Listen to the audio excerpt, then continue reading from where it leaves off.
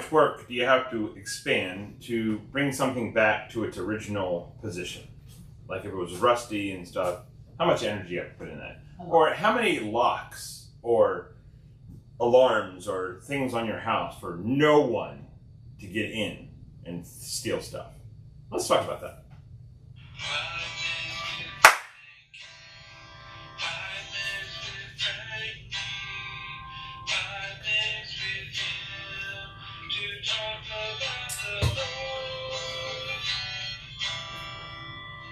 Yeah. Good morning, beautiful people. It is Tuesday. Body Armor Light, not a sponsor, but should be.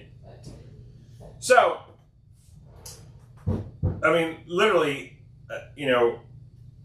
with our physics or our laws of thermodynamics, you have to expand more energy to bring something back or clean it or bring it back to the original state.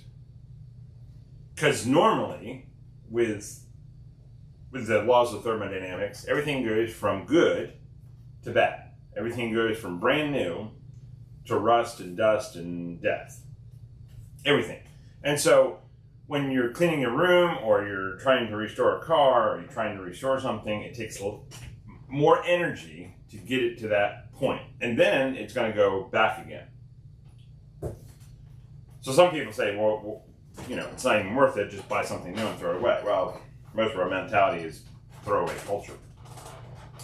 And then, how many really locks or alarms do you have to have in your house for no one to break in? Well, you can have every lock known to man. But if somebody wants to get in, they're going to get in.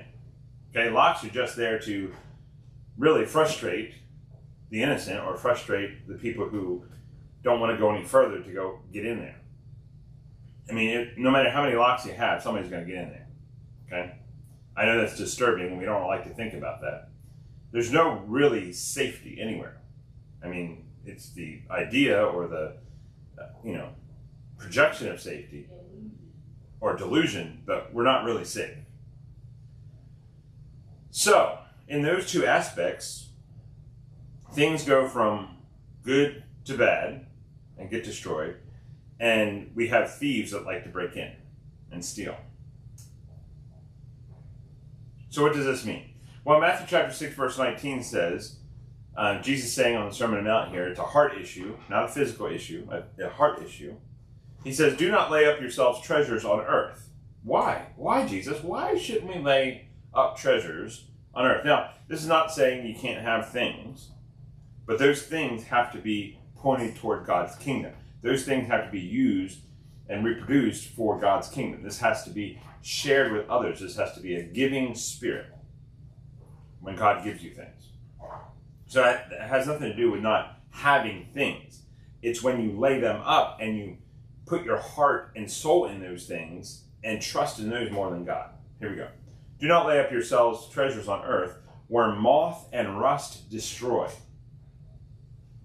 We know that up here in the North Country because everything has like rust on it, and your car gets rust, and you got to pay for it, and you got to have, people changing out metal and all kinds of stuff. And where thieves break in and steal. Well, Jesus, why don't we want to store up things in heaven? Because they go from, on earth, they go from from good to bad. Because we're going to lose it. Because when he comes back, everything's going to be burned by fire except our soul. Our soul is either going to go to heaven or hell. Everything will be burned up. Everything. So how then should we live? Well, everything that we have should be produced and reproduced and helped other people by what God has given us to give away and to help others and to help and to use it for his kingdom. Because the spirit lasts longer than your house. The spirit lasts longer than your car. The spirit lasts longer than anything that could be stolen or destroyed in your house.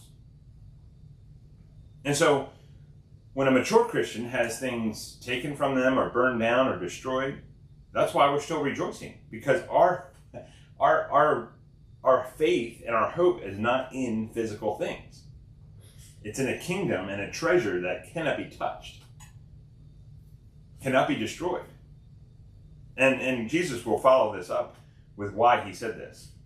But just for your today, for you to think, I challenge you to think of things that you have. Stop putting your faith in them.